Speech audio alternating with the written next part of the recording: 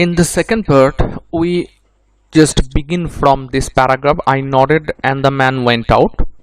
Though when he was in the room, I had looked away from him, painfully aware of a secret smile, a smirk on his face that showed an awareness of what we had come here for. Suddenly, I wished he had not gone.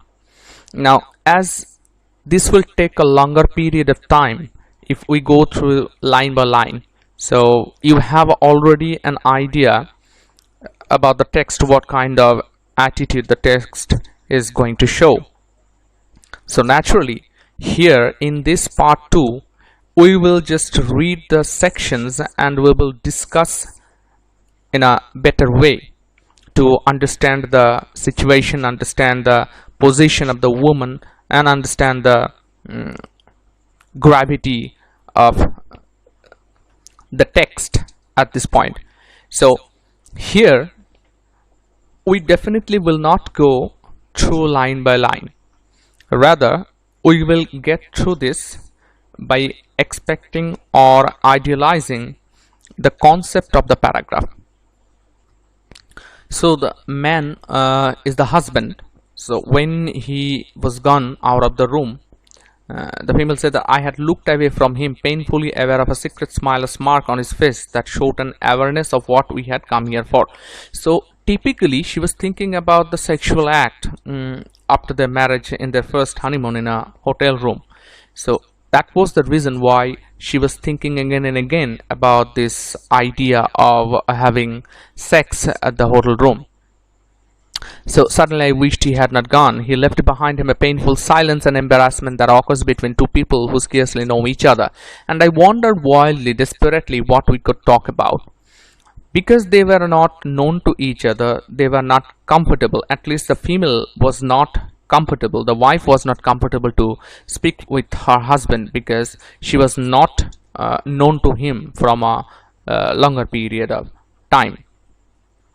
So each other and wondered wildly, desperately what we could talk about. That was the reason why she was not finding any topic to discuss.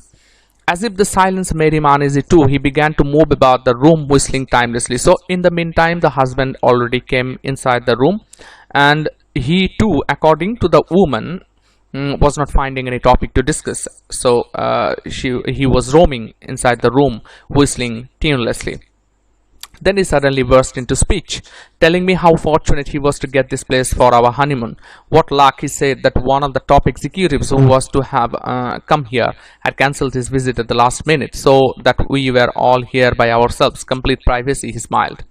Emphasizing the words, I felt suddenly completely sickened. So the husband finally found a topic to discuss, and he was discussing about that they were actually very lucky to have this room, this hotel room, because of one of the executives was not able to present over there. So that was the reason they received a complete privacy. Now these words, complete privacy, hit hard the head of the female, because here in this phrase she found a typical dominating idea of the male, because privacy suggests the basic nature concept of intimacy. That is why she was thinking in that way. He smiled, emphasizing the words, I felt suddenly completely sickened, and that made her sickened or weaker. He went on, unaware of my feelings, telling me it was only the lucky few who could get this place to stay. There is say, so it has to be stay.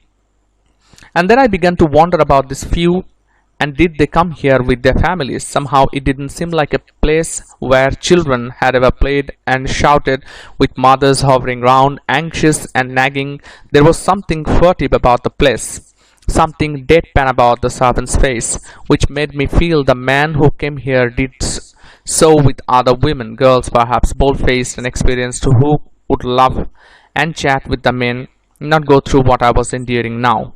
Fierce tremors. So she was not happy receiving that room. She was only thinking that room to be as a prostitution quarter. That hotel room seemed to her as a prostitution quarter because the room and the privacy of that room made her sickened, thinking only about that only subject of sexuality after marriage. So she was then thinking about the room, and she was also pondering over uh, the aspect of playing the children in that room. And she had this idea that not for a single time families usually went there, and that was the reason she was thinking there was something furtive about the place, something deadpan about the serpent's face. So these are all negative words. Furtive, deadpan, these are negative words to suggest her feeling at the moment. As I was talking about in the earlier part, that we need to understand from now on the basic psychological part of the female head, female mind, what she was thinking, and from her thought we would like to have a concluding aspect that the female was like this, either a stereotypical or a very complex one. Now her thoughts suggest that she was thinking deeply about these conscious factors. So the way I averted my face from the beds, the sheets looked grubby and the pillow covers disgustingly greasy. Now, think about it. If you are a very stylish person or a very tip-top person who wants to be get ready all the time, who wants to be really to be delivered as a very tickety bow, that means perfect in shape, perfect in order, that person must think about this shabby or grubby pillow, disgustingly greasy pillows. Now those are usually dull aspects, and it was very natural for the woman to think all this in that way. So first of all, the thought of intimacy with her husband made her fearful, and she was in tremors. She was shaking with the thought. Secondly, she looked at the pillow covers, bed sheets which are not clean enough. Those also made her panicky, uncomfortable completely. So tell the man to change the covers and sheets, I wanted to say but couldn't. Why she couldn't want to say that? Why it struck her throat? She couldn't utter a word. At least this was a fair one. Tell the man to change the covers and sheets. I imagined the man giving me meaningful looks when I said it, and later perhaps he would discuss us with the other servants, and all of them would make bawdy jokes and laugh aloud.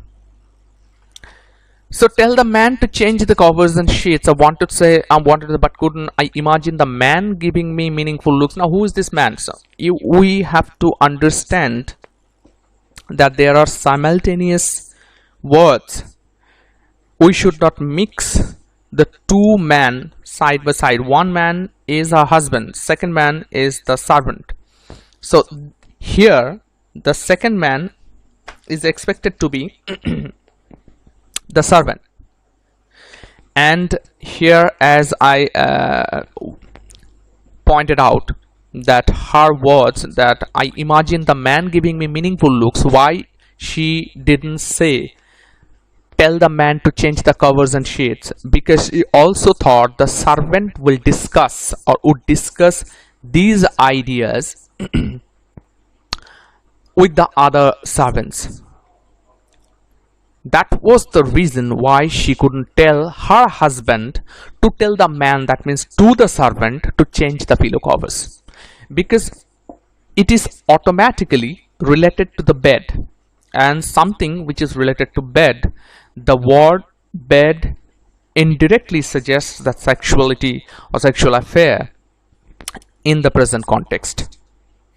And they means the servants together, all of them would make bawdy jokes and laugh aloud. Bawdy jokes, we all know, the adult jokes, and laugh aloud. So they will discuss about their sexuality. This was the thought of the female. Now in these two paragraphs continuously, if you can notice carefully, the female is only thinking about the insecurity she is feeling, or she was feeling at that moment. She was feeling insecure because she was completely unaware of the fact that she was going to apply herself with her husband in that room in a sexual affair. She was completely known. She already had the idea about all this, but she was uncomfortable at that moment. She was feeling not good. Why not? Because according to her mentality, she was only thinking about the idea to be so crude, to be so patriarchal, to be so rude and forceful. And here she was thinking that she had the least support from the society, because even if she wanted to tell something, even if she wanted to do something, she couldn't actually do it because she was a female, and in a patriarchal society a female has no voice. Now, coming to that next paragraph, he went inside. I could hear sounds of him vigorously washing his face. I lay back in the chair, full of lassitude, too tired even to examine all my emotions, only one thought penetrating through the haze: I wish I was back home. So she was, because she was uncomfortable, she wasn't ready to stay there, at least with some person whom she really did not know. In the meantime, the tea arrived. It smelt of kerosene, so did the bread and butter. I was suddenly very hungry and had a sharp pang of longing for the sweets my mother had packed for me. I put some sweets in your bag, she had said, turning her tired face to mine. Ridiculous, I would have snapped. Even a day earlier, you can go on a honeymoon with sweets in your suitcase. But something forlorn in her face and eyes had restrained me, and I had silently acquiesced. Now I knew that my hunger for her sweets had something to do with the look of her face as well. Yet I felt shy, unwillingly to open my suitcase and devour the sweets before him like a greedy schoolgirl. The paragraph was not so difficult at all. In that paragraph, or on this paragraph, we have this idea that the female's mother packed sweets for her, and she all of a sudden reminded of those sweets because she felt hunger, and because she was hungry at that moment she wanted to devour the sweets, but her conscience struck her again and she couldn't do it because it would be obviously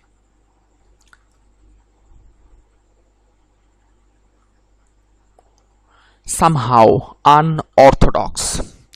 So that was the reason why she didn't open this suitcase and try to devour the sweets. Now here we have an idea that she would have snapped ridiculous, because really one cannot go on a honeymoon with sweets in your suitcase. But something fallen in her face and eyes had restrained me, and I had silently acquiesced. Acquiesced means obeying mother's order. So something that she saw in her mother's face that bade her to receive the sweets in the suitcase. Maybe her mother knew about this fact that she couldn't eat the foods from outside. Maybe because she was a mother, she knew very well her daughter.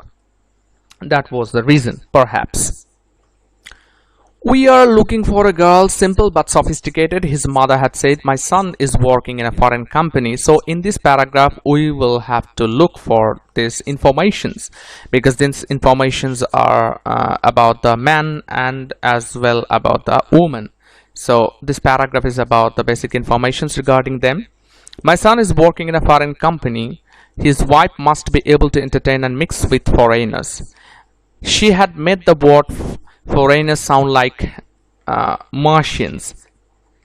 Simple and sophisticated, was I that? I wondered. I had seemed I was, for my mother had joyfully told me that they had agreed to our proposal. No one had asked me if I had agreed. It had been taken for granted. I had taken it for granted myself. When suddenly, a few days before the wedding, I had gone to my father, stricken my doubts. Why? He had asked me again and again, and what will you do then? In a panic, I had asked myself, what will I do?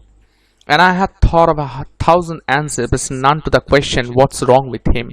I had nothing to say either when my father said quietly, I have two more daughters to be married. The paragraph is not only about the informations regarding this man and the woman that we are talking about in this short story, but also this paragraph gives us an insight to the Indian society where patriarchy basically dominates, where the female has no voice. Female is subjected to be the other, as it is said by Simone de Beauvoir in her The Second Sex. So simple and sophisticated. My son is working in a foreign company, so the son, because he is a representative figure of patriarchal society, the female has to take the lead to make everything comfortable, understandable, and has to manage everything. So female must understand and manage everything. Simple and sophisticated. Was I that? I wonder. Now before that, the son's mother had a demand. His wife must be able to entertain and mix with foreigners. So that was the reason why they needed a sophisticated female. Now, this was a very common nature in Indian society, where in an arranged marriage, the male or the family of the male has to find a girl who should be sophisticated, beautiful, and should look after the household. That was a common demand in the Indian society. So same is here. Simple and sophisticated was that I wondered. It had seemed I was, for my mother had joyfully told me that they had agreed to our proposal. So why did the mother joyfully agreed or joyfully told her that they had agreed to the proposal? Because in an Indian society, a female is always subject to be sold out. So something, a commodity which is to be sold out. So that was the reason a female should not have a conscience, should not have a voice. Now later on in the same paragraph, we understand very well about this particular aspect. It had seemed I was, for my mother had joyfully told me that they had agreed to our proposal. No one had asked me if I had agreed. It was also natural that no one really asked her whether she agreed or not, because it wasn't a matter of fact at all. It had been taken for granted that if the family decided something for her, she had to fix it in her mind, she had to obey, and she had to agree with the same idea. I had taken it for granted myself, so she also granted it for herself. When suddenly, a few days before the wedding, I had gone to my father stricken by doubts. So she had doubts and she wanted to clear those doubts to her father. Why? He had asked me again and again. Why means that why you do not or want to marry this guy that we have decided for you. And what will you do then if you do not marry right now? This person, this male, the bridegroom, is actually a very good person and had a good fortune. So why didn't you agree with the proposal? That was the meaning of this sentence. What will you do then? In a panic, I had asked myself, what will I do? Basically, she also asked herself that what she will do or she would do. And I had thought of 1,000 answers, but none to the question, what's wrong with him? It was the same question in an arranged marriage. Whether you have a consent or not, it doesn't matter. Whether you love someone or not, it really doesn't matter. Now, it is your consent that you have to give to the family head, to the patriarchal figure, to the father. So basically, there was no answer. What's wrong with him? What's wrong with this man? Why you do not want to marry this person that we have decided for you? I had nothing to say either when my father said quietly, I have two more daughters to be married. So this was a basic reason again that a father is always bound to to the societal bondage, the patriarchal pressure, that I have two more daughters to be married. So if you disagree right now, this will affect the marriage of the second two daughters. So if you agree, this will be a good idea. Moreover, there is another idea that if you marry this person who is kind of rich, it will be helpful for me in future if I want to keep the marriage, or if I, my two daughters want to marry. When they will be getting married, it will be helpful financially because you will be married in a rich family. So it was expected for them that they would get help from the family if the family was a rich family. Basically, this really in reality doesn't happen, because very few families will get this privilege actually. Why are you so silent? He asked, breaking into my thoughts. So again, we are back in the hotel room. Again, we are back into the conversation of the husband and wife. Why are you so silent? He asked, breaking into my thoughts. I am tired, just a little. I smiled as I said it, a painful, awkward smile. The smile one gives distant acquaintance. What if I had said, now that I have had my tea, can I go home? See that they are not they, basically. She was not making herself comfortable in the presence of the man because her smile was awkward. See here, painful, awkward smile. The smile one gives a distant acquaintance. So scarcely know each other. Distant acquaintance suggests that scarcely I know, scarcely you. So basically, I do not know you very well. So that was the kind of smile she gave to her husband. What if I had said, now that I have had my tea, can I go home? So she really wanted to get rid of the situation, wanted to get rid of the hotel room, and wanted to get rid of from the husband. So that was the reason why she was saying that now that I have had my tea, can I go home? She really wanted to go home. He came closer, looking concerned, and put his arm around me, but awkwardly, stiffly, so that we looked like two marionettes sitting side by side. Marionettes are a kind of bird, side by side. So lovebirds, kind of lovebirds, marionettes. I tried to move, but his hold was firm. He smelt of sweat. Through his glasses, his eyes had a sardonic gleam that frightened me. Now, the vicinity, the closeness, because they were closer, and because the female had always this thought of, this phobia of getting closer, she was naturally frightened. Although they were married, they were not acquainted, and maybe through these lines the writer tried to suggest that this happened with the Indian female when they were married in an arranged way. Because that was an arranged marriage, there was lesser possibility to know each other, and the thought of being close was actually a fear, a petrified aspect that was embedded within the mind, and that fear was a continuous one to feel. And here the female was feeling the same feeling, what is the basic feeling of every female after 2 days of marriage.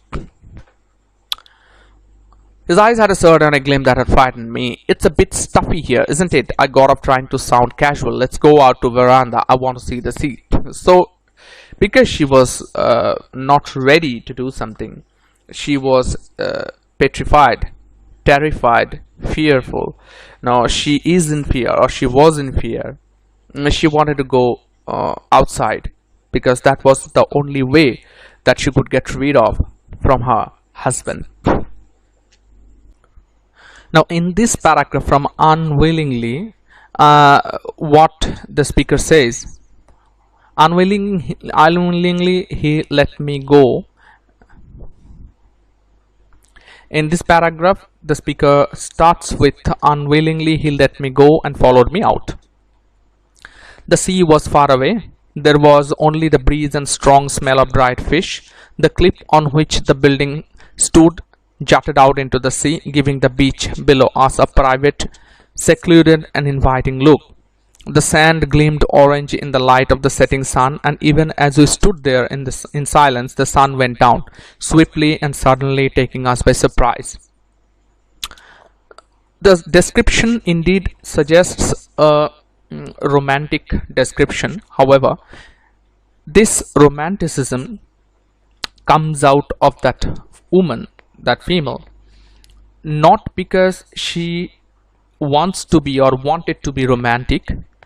Rather, she wanted to get rid of from her husband, newly acquainted husband, and that was one reason why she was describing the situation at that moment. She described the hotel, she described the setting sun, she described the situation, and she also described how she left out of the place in order to get rid of from her husband. So the sand gleamed orange in the light of the setting sun, and even we stood there in silence. The sun went down swiftly and suddenly, taking us by surprise. Why sun surprised them? Because it was happening there, or it happened there all of a sudden, so that they in the hotel room couldn't understand when the sun was set. I was conscious of a slight headache, a faint nausea. Nausea is vomiting tendency.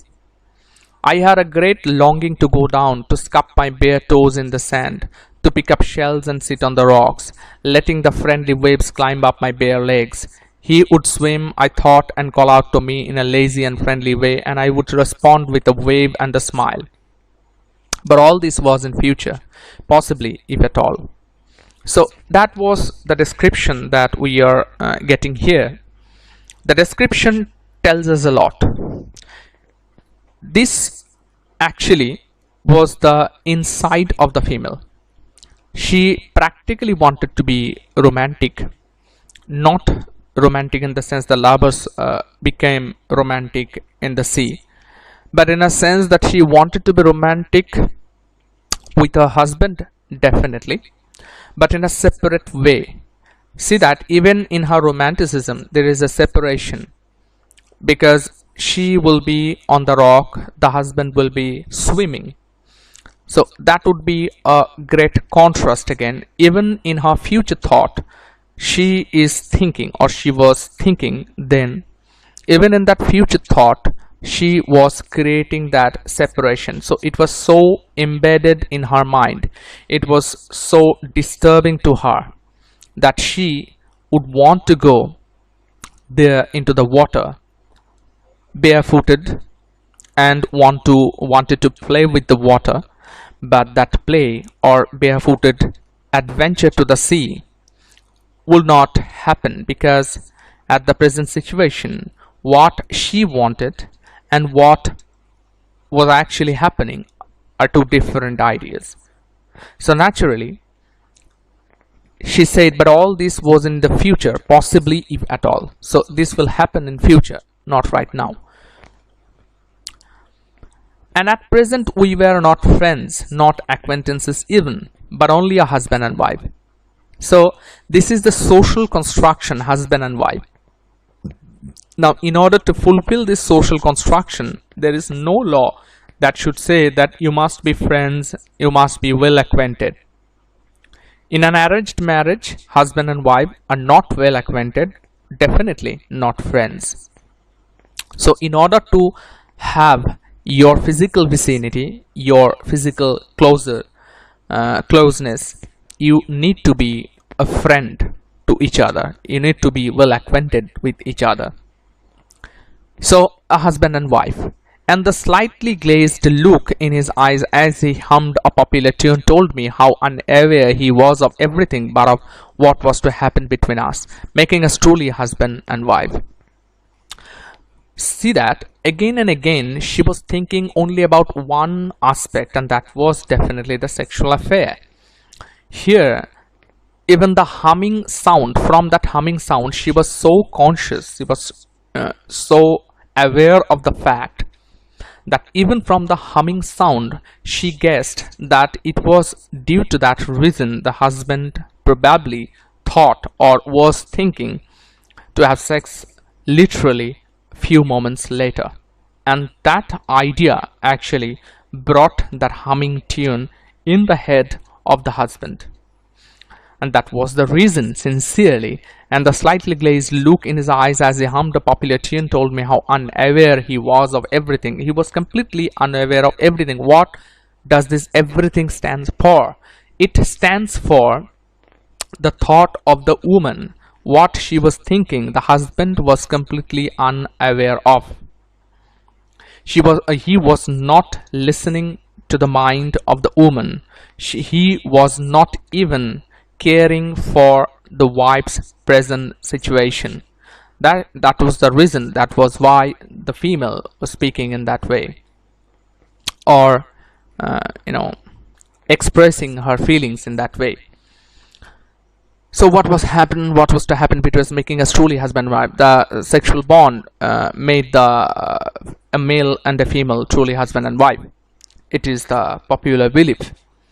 When we were, I thought again, not even acquainted with each other, a month back we had not even heard of each other. So this was natural. She was thinking again about the same prospect of not having well acquainted. Let's go down to the sea, I said suddenly. Now? He seemed surprised. Let's go in the morning. Yes, but before the morning there's the night. I quailed at the thought. Here, quail suggests showing fear or apprehension. Because she was petrified, it was natural for her. But before the morning there's the night. I quailed at the thought. He saw the look on my face and smiled at me. So, yes, but before the morning there's the night. Let's go in the morning. It suggests that before the morning, before she would go to the sea, there was the night. So she would be tortured by the husband. She would be forced to have sex with him. That was the thought. Practically was disturbing the mental ability and stability of the female, of the woman, of the wife. So, but before the morning there's the night. I quailed at the thought. He saw the look on my face and smiled at me. It's going to be dark soon. Look at the way. A little path went zigzagging crazily down to the cliff. He put his arm round my waist. You don't really want to go down, do you?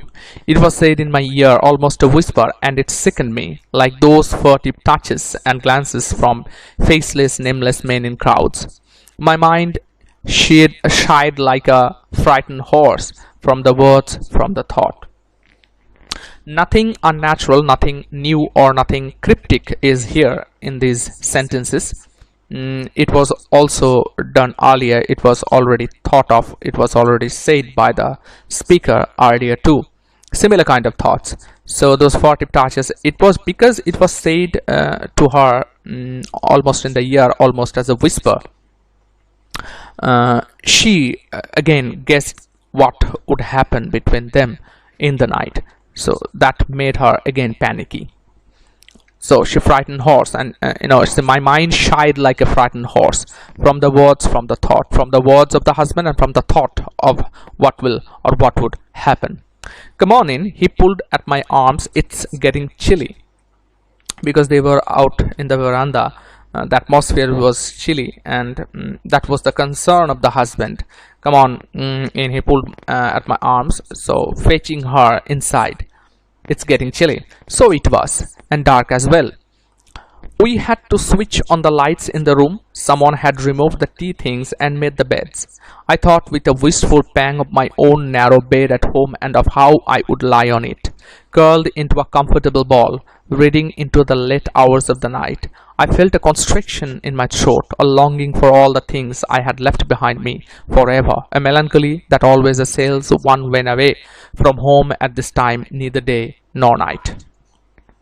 In this paragraph, practically, what she said, so it wasn't dark, the atmosphere, the ambience was quite dark, and I thought with a wistful pang of my own narrow bed at home and how would I would lie on it, curled into a comfortable ball, reading into the late hours of the night. That were these were the habits of the woman.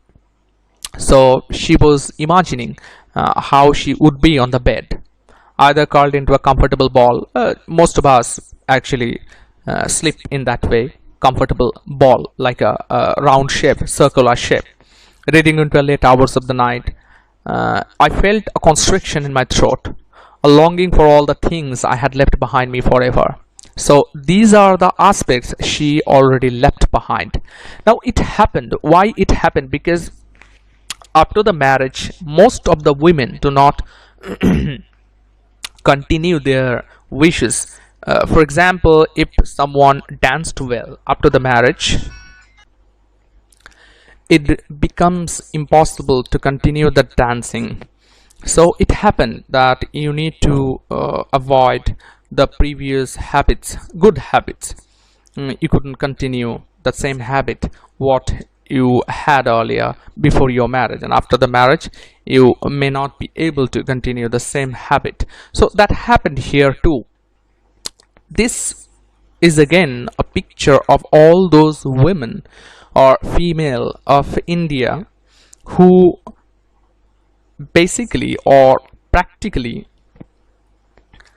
sacrifice her previous attributes, previous good learnings, previous habits, good habits. After their marriage, they need to continue their so-called family, the construction of patriarchy, and in that construction, female used to be dominated by the male.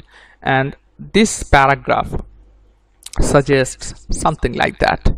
So those habits which she had earlier, and in that sentence I felt a constriction in my throat, a longing for all the nights I had left behind forever. So she had left all of them behind forever. A melancholy that always assails one on away from home at this time, neither day nor night. So it was a time when melancholy pervades. It was a time when sadness grabs you, and you may not express your ideas, may not express your creative, brilliant thoughts, because you are already under the pressure of patriarchy.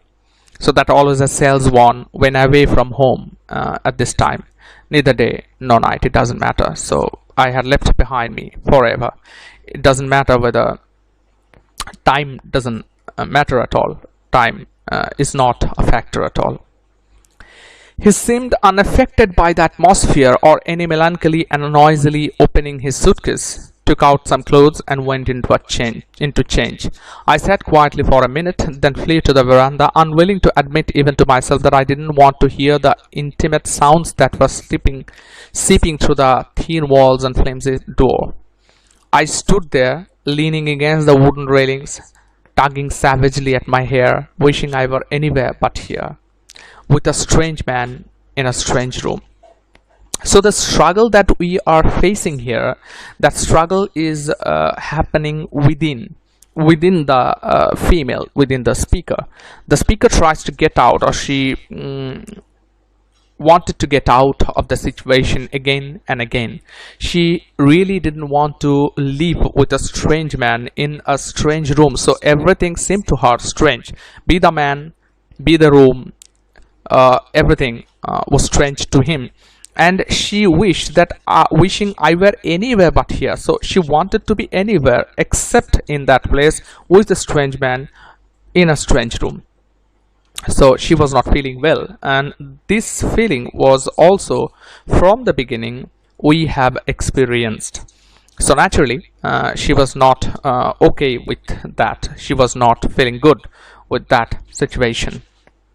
So wishing that I could project myself into the future, gulf this intervening time, and become all at once an experienced mature woman, one who would not turn a hair at anything. Just then he called out my name, using it so familiarly with such proprietorial air that I was startled. So before that, she wanted to project herself as a mature woman. Why mature? Because she wanted to take it easily. She was trying to struggle within. She again wanted to bring peace within herself, and that was the reason why she was struggling within, and she wanted to be a mature woman. one who would not turn a hair at anything. So she should be stable. By being a mature woman, she wanted to be stable. She wanted to be not flimsy, not whimsical, not frantic. And when she was thinking all of these, just then he called out my name, using it so familiarly, so as if he knew very well her, with such a proprietorial air that I was startled. This proprietorial means possessive, as if it was a possession, or she was a possession, or she was well acquainted to him. Such a proprietorial air suggests that a possessive tone. That I was startled. She was startled. She was frightened. She was exclaimed. A little angry too. Reluctantly, I went in. A little angry. Why she was angry? It's because she really didn't want him to call her by name. That was the reason why she was angry.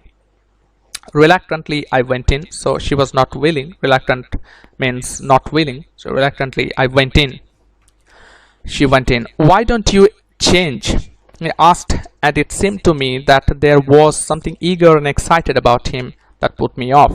I changed, thankful that my night dress was modest. His eyes slid over me briefly, and he was once again a nameless stranger. Then they slipped away from me. I opened the door to the veranda. Now she changed, and thankful that her night dress was modest. I don't know whether which night dress was immodest. I have no idea. However, she said that her night dress was modest. His eyes slid over me briefly, and he was once again a nameless stranger. So because the male was looking at her, and the female again thought him as the same stranger with whom she really didn't want to get in, really didn't want to stay with. Then they slipped away from me. I opened the door. They suggest the eyes. I opened the door to the veranda. Where are you going? Nowhere, just out here. Come here. Let's stand out for a few minutes. I was pleading now. No, come here. Unwillingly, I turned and went to him, my legs as heavy as lead. And suddenly his arms were around me, his face close to mine, his rough chin scraping hurting my cheek. His embrace was too sudden, too rough, and I wanted to scream, to cry out. But somehow, I knew that this was just between the two of us. I turned my face away from him, trying to escape so that the kiss he intended for my lips landed in the air. He let me go abruptly. There was a foolish, angry look on his face. His glasses had fallen down in the struggle. Mutely, I picked them up and gave them to him. He was silent while he wiped them and put them on. When he finally spoke, his voice was shrill, almost with a note of hysteria in it. What's this? Why are you behaving like this? The description is not very complex. The description is very simple. It is a description of physical activity. Not a strange physical activity, a general physical activity, however, described in a strange way. And here she was describing the situation, how she managed the situation, and how her husband, who seemed to her as a stranger, behaved to her. And the husband didn't find any reason why she was behaving like that. There is again not a particular discrepancy, I would say. There is again a clear-cut reason or difference rather between the male thought and the female thought. The writer tries to focus on the female thought in a better way. She was definitely not putting an emphasis on the male's thought. She was only thinking about herself and about the situation.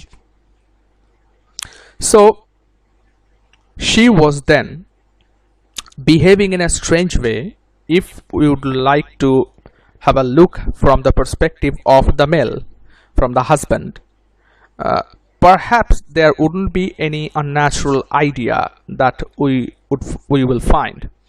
The unnatural idea is only this, that the husband should be friend first, then he should approach to the female. Now, because this was very natural in Indian society, this was very natural. This is actually very natural till today in the Indian society, that a male after marriage has the full right to have sex. So this is the idea, why the male was thinking in a different way and the female was thinking in another way. So what's this? Why are you behaving like this? Like what? I tried to keep my own tone level, innocent. Like what? As if she doesn't know or she didn't know what happens. Why? What are you saying? Avoiding me. Don't you think I haven't noticed it? Ever since we came here, you have been avoiding me. He ended lamely. No, I have not. I am not. It was the reflex denial of a child. And because she knew very well that it was a reflection of a child, and that was the reason why she wanted to be mature in the early paragraph. Even she knew that she was a child, she would behave like a child, and that was the reason, sincerely, she wanted to be a mature woman who would not turn her hair, would not turn a hair at anything. So this denial was like a child. No, I have not, I'm not. It was the reflex denial of a child. Do you think I enjoy feeling that I'm forcing myself on you? What's the problem? Why are you acting so strange? I felt contrite at the sight of his bewildered face, but I had nothing to say. If you look closely, again and again, the female described the male in a negative terms. See here in the earlier paragraph, with a note of hysteria in it. The male was strange, the male was hysteric, the male was forceful, and the male was, had a bewildered face. So as if he too was like a petrified figure. Bewilderment, amazement. So she was feeling contrite at the sight of this bewildered face, but I had nothing to say. Now next, so but I had nothing to say. You were not an innocent girl, are you? So definitely she was not an innocent girl. Yes, I did. No, I was not innocent. In fact, just before the wedding, I would read a book. I'd read a book. So this book, why this reference to the book? And we will come to know about this. Not furtively hiding his dark corners, but openly. And it was my mother who had blushed like a girl on seeing it. As I had read it, strange shivers had gone over me. So the basic nature here, she was reading the book not furtively, so it was open to them, it was open to all. So definitely she was not innocent, and she confessed it that she was not innocent. And what kind of book she was reading actually? And it was my mother who had blushed like a girl on seeing it. As I had read it, strange shivers had gone over me. Finally I had thrown the book away in disgust. Why then all of a sudden disgust came eventually? What things I had thought one has to do just to propagate the human race. So probably she was reading a pornographic book where she experienced that, yes, she had to experience such kind of activities, and she was getting those ideas previously. That was the reason why she was reading that book. So she was definitely not innocent, and she was confessing it in front of the audience, in front of the readers. So I stood silent, angry, hurt, crestfallen. He waited for my answer. I stood silent, she was silent, she remained silent, and the man was angry, hurt, crestfallen. Crestfallen is dejected. He waited for my answer. We scarcely know each other, I stammered at last. So finally she came out with her speech that they were not well acquainted. What she was thinking from previously, now she was delivering that. We were scarcely know each other, I stammered at last. He seemed flabbergasted. Flabbergasted means surprised, amazed. Know each other? What has to do with that? Aren't you married now? And now, how will we start getting to know each other if you put on such a touch me not naughty share? Touch me naughty, so please don't touch me. Such kind of affair, such kind of air, holding that air. So The flabbergasting man was natural because he didn't expect such kind of answer from her. Know each other, what has that to do with it? Aren't to get married now, so everything that matters between you and me is to have sex. So it was not a matter of fact at all whether you know me or I know you. Now this was a representation that the female is representing the patriarchy in that way. The normal way of looking at patriarchy by every female was like that. That a male always considered a female as to be the byproduct of, as the nature of commodity. So every male basically thought of a female as a commodity, and this is the that was the reason why the male was behaving in that way. The answer of the male was like that. What has that to do with it? Aren't you get married now? And how will you start getting to know each other if you put on such a touch me notish air? So you need to come to me, you have to give me space, and in that way we will come to know about ourselves.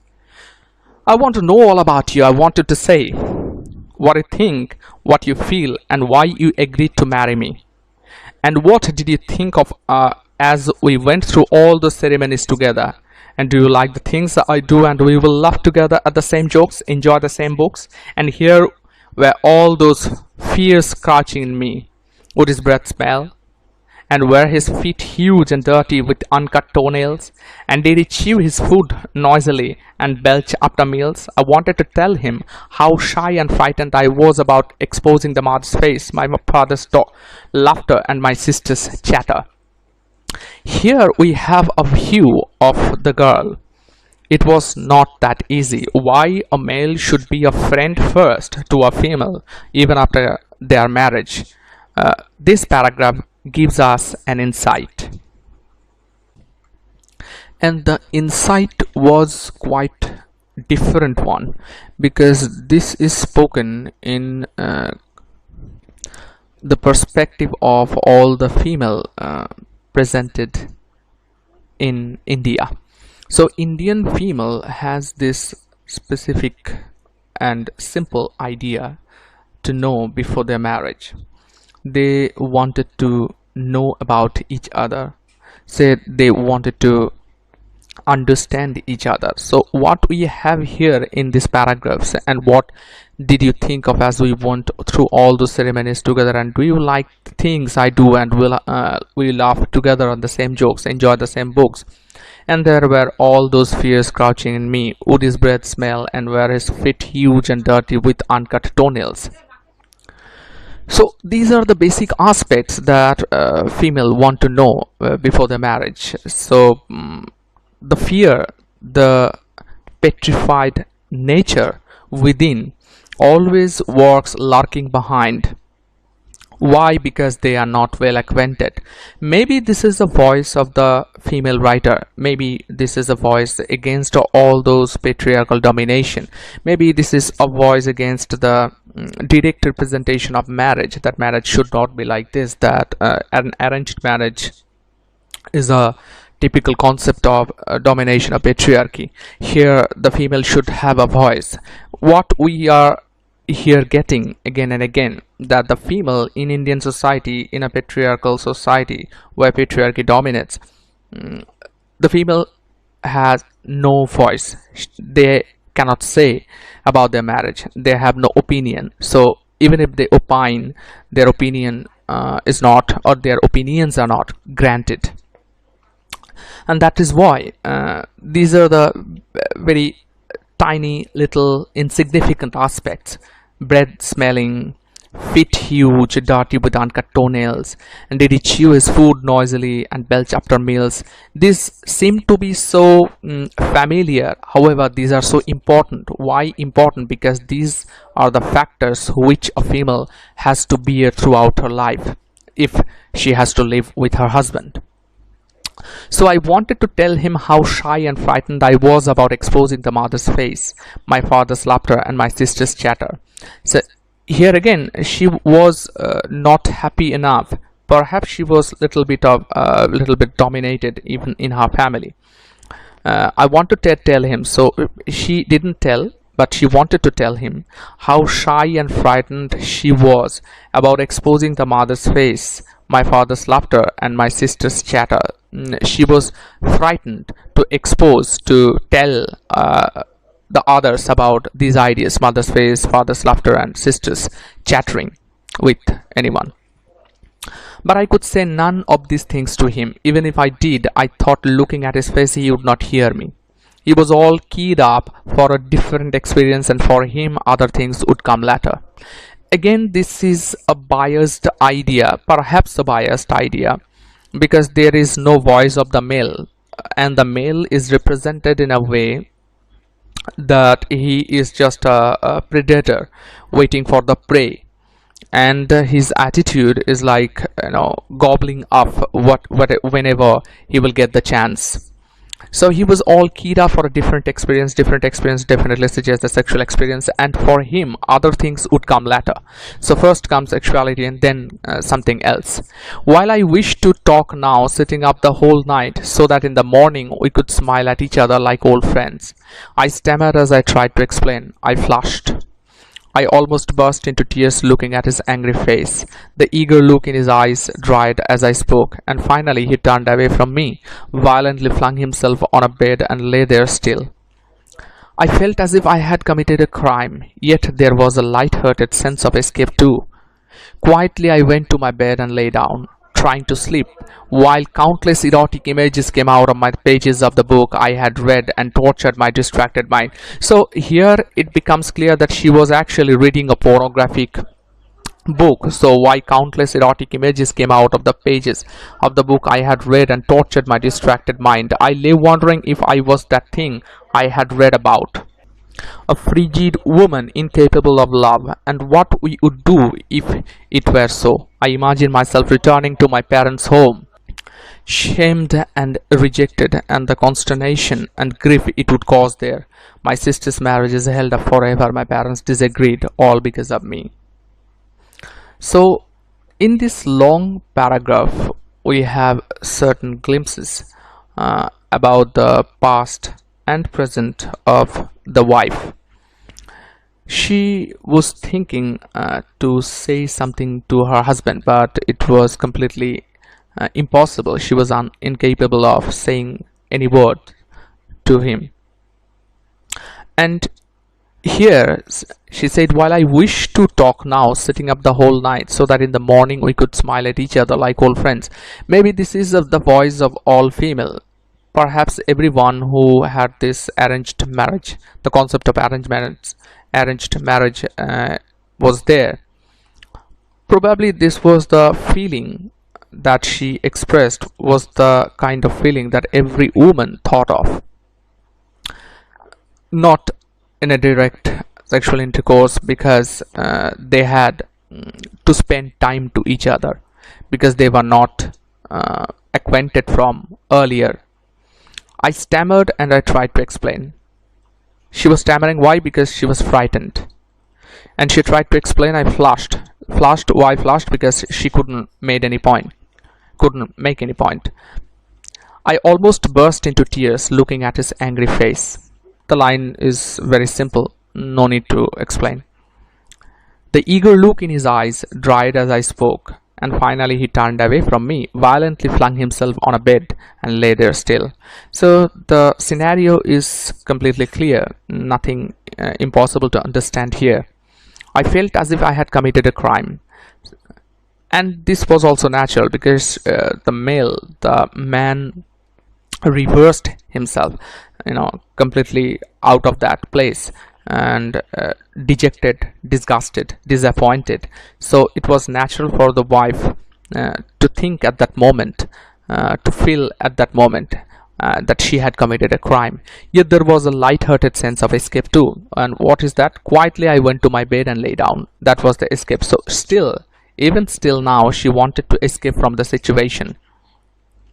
Quietly I went to my bed and lay down, trying to sleep, While countless erotic images came out of the pages of the book I had read and tortured my distracted mind, I lay wondering if I was that thing I had read about, a frigid woman incapable of love, and what we would do if it were so.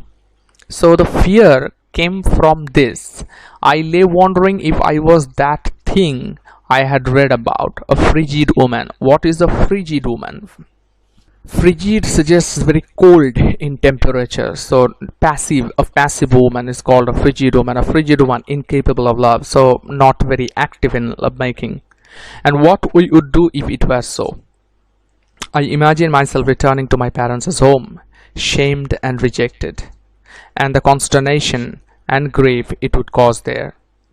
So she also imagined at that moment. Now this was again a point where perhaps every female thought in that same way before their first night, that what will be done, or what will be the event if she would come as a frigid woman, as a passive one, as someone who couldn't make love so cheerfully. Now this should not be the fault of the woman, because she was not prepared, she was not ready. Not everyone's mentality become alike, same. So here we have someone who may be the representation of every female who had their arranged marriage recently, and they had to go through that experience. That was the reason why she was thinking, and the fear came out of that. I imagine myself returning to my parents' home, shamed and rejected. So that was the consequence, and the consternation and grief it would cause there. Consternation suggests feeling of anxiety or dismay. So this is called consternation, and grief it would cause there. My sister's marriage is held up forever. My parents disgraced, all because of me. So it was a peculiar thought. I should not say peculiar, because this was very natural. The thought was very, very natural for her, because one event can ruin everything, and she was thinking in that line. Because she will be passive, or she would be passive, because her mentality was not like them, because she would not prove herself to be a very good woman to make love. All those reasons made her thought about this particular idea, that this would bring the disgrace to her parents and the problem in their sisters' marriages. She was thinking because of this simple, uninvited event. Simple and sophisticated, I told myself, choking myself with my blanket to prevent my gurgle of laughter from being heard. But how can I, with a man scarcely know? It's not fair, I thought angrily. It's indecent. He should have given me some time. What a way to spend our honeymoon, I thought, imagining him sulking the whole time, and I moving around with a load of guilt, shame and fear. What will we tell the others when we go back? Again, this was a natural consequence of thought, what she was thinking at this moment. Now, choking myself with my blanket to prevent my gurgle of laughter. Why she was trying to laugh? Why her laughter wanted to come out? Because she was thinking about the simple and sophisticated concept, the concept of to be simple and to be sophisticated, but it was not possible for her, and that was the laughter, the cause of the laughter. But how can I, with a man scarcely know? So this was the same point, that with an uninvited man, with an unacquainted man, how can I be so, or how could I be so frank and frequent? It's not fair, I thought angrily. It's indecent. Why it is indecent? He should have given me some time. Yes, this is the natural system, that the man should give him some time. Because in every concept of arranged marriage, there should be a time given to each other. And that was very, very true. So imagining him sulking the whole time, and I moving around with a load of guilt, shame and fear. What will we tell others when we go back? So this is the natural question to be asked. And with this question, it becomes clear that she is in real fear, and she is continuously thinking about it. What will we tell the others when we go back? It means that she has this idea that something wrong is really happening here, and she is not sure from whose part. Either it is the part from the male, the husband, or from her part, and that is the reason why she's asking this question.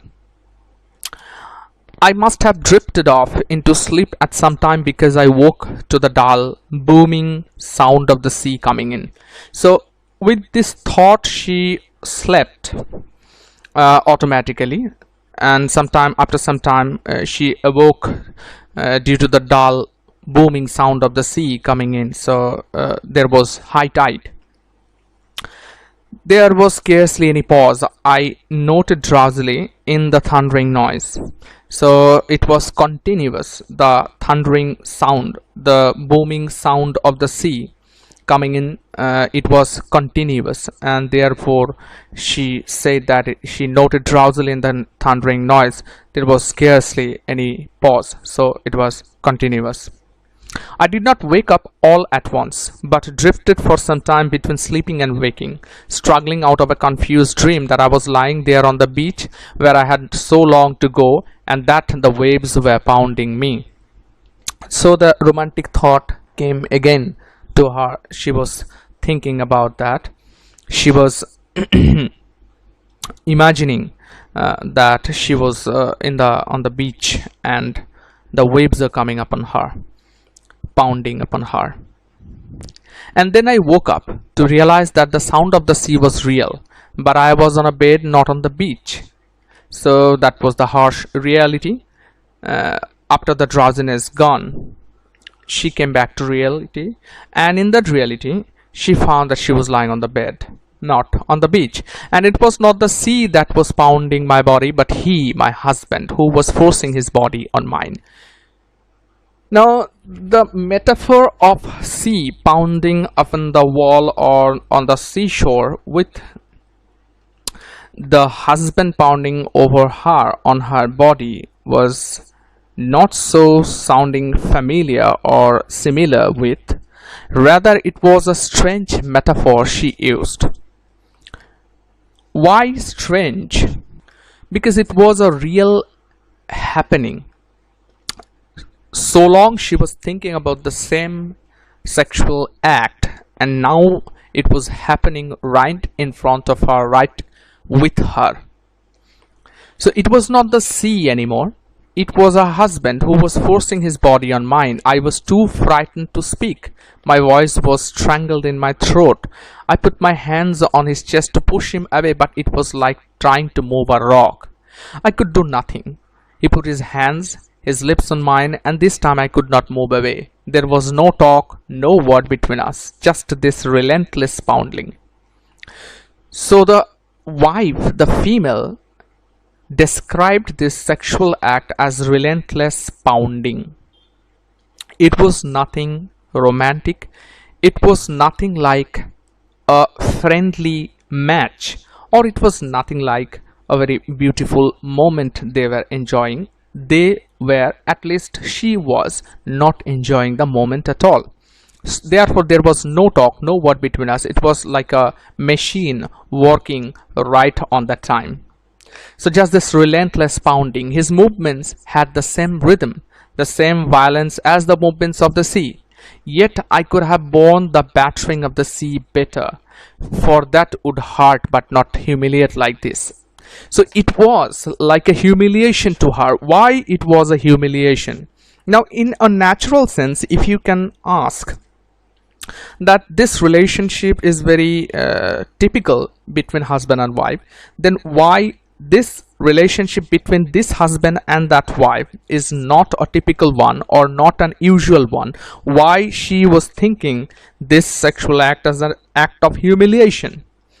The humiliation happened because it was the humiliation of the body, of the female body, the sanctity of female body. And it happened throughout the ages, throughout the Indian society. The female had to burn out with this same kind of experiences throughout the country. Now, Not only because of this reason, the wife said this was an act of humiliation. Rather, the humiliation came for her because it was unexpected. It was like an insult to her honor, insult to her body, insult to the femalehood, the woman in general. And this insult, according to her, was done by her husband, the representation of the patriarchy. The patriarchal nature was like that. That is the reason, or that was why she was thinking this act as an act of humiliation. I could have borne the battering of the sea better. So if the sea would pour over her, it would be good because it would be romantic and there was nothing impure in this. But here, pounding over her body by her husband, who was not very well acquainted, not at all acquainted, and he was insulting her body. That is why, that is the reason the female is continuously speaking about this humiliation. For that would hurt, but not humiliate like this. At last, mercifully, it was over. Why mercifully? Because the act was painful. Act was not out of any romantic thought, out of the sheer activity, just to do it. That is why it was merciful. It was over my body, having helped him by some strange instinct beyond and outside me. And the cry I gave was not for the physical pain, but for the intrusion into my privacy, the violation of my right to myself. Now here you have to understand the concept of to be myself. Look at here at the end. At last, mercifully, it was over my body, having helped him by some strange instinct beyond and outside me. So, body was ready, having helped him by some strange instinct beyond and outside me. It was not in her control. So, the body helped.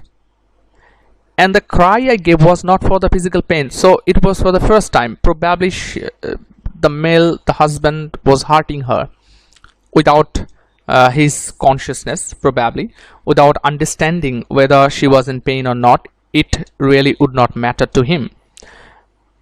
Now the cry was maybe or might be for the physical pain, but she asserted the cry she gave was not for the physical pain but for the intrusion into my privacy. Now, what is therefore the privacy? No, the sexual is not the privacy here, or something is penetrating into her vagina. This was also not disturbing her privacy. The privacy is the soft corner of her mind. Her mind was pure. She was saying, this is the intrusion to her own world. And that intrusion was done by that sexual act, the violation of my right to myself. Here she said, the violation of my right to myself. My right to myself is that someone would ask permission to do something with me. Someone must ask permission. Now, without permission, you cannot touch me even. Without my permission, you cannot do anything with me, because it is me, I am myself.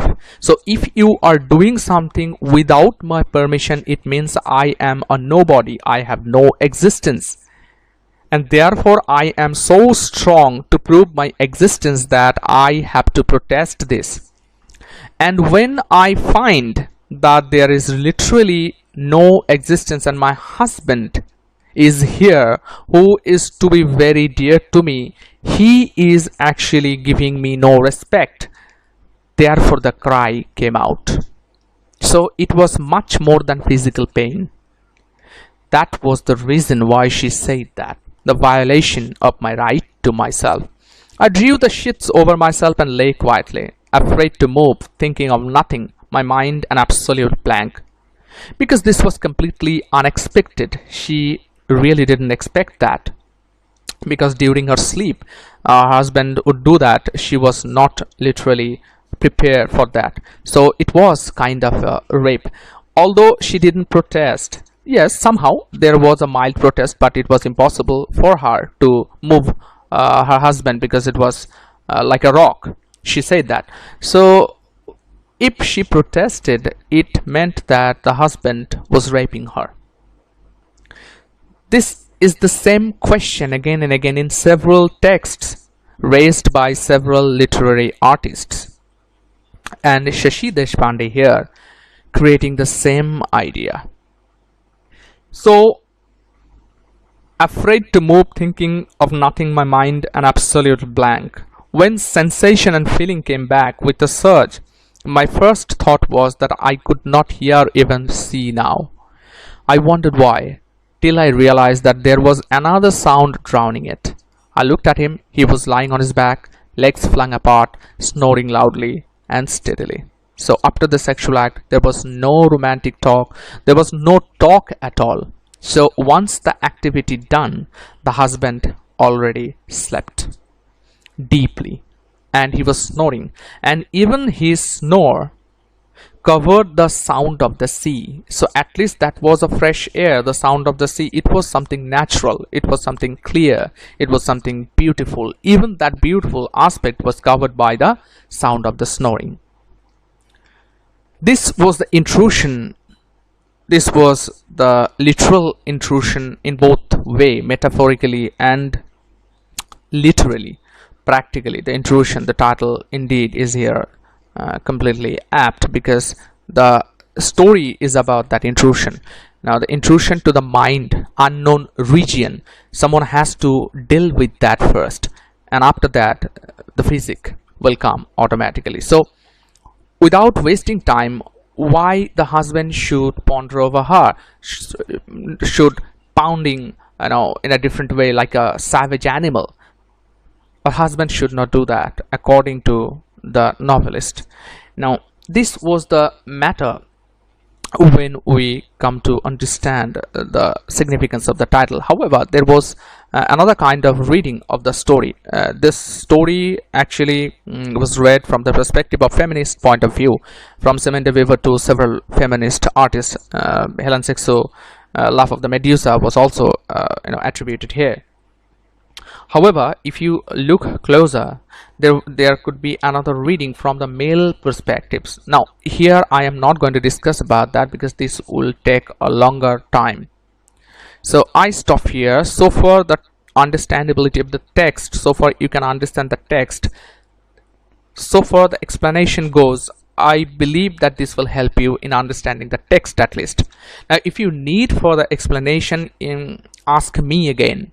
If you really need the explanation from the perspective of a male, or if you need further explanation from the feminist point of view, then you are free to ask me.